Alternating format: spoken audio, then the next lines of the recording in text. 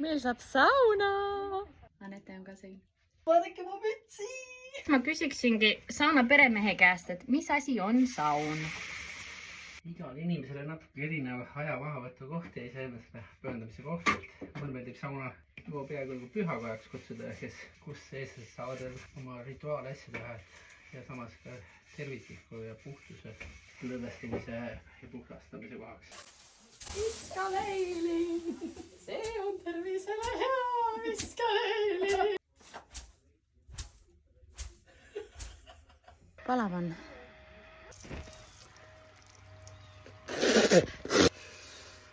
Ai kurat, see on külm.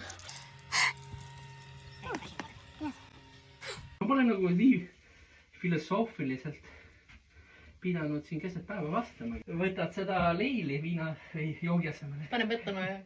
Ongi saun tehtud. Suur tänud Mairole. Järgmise korrani.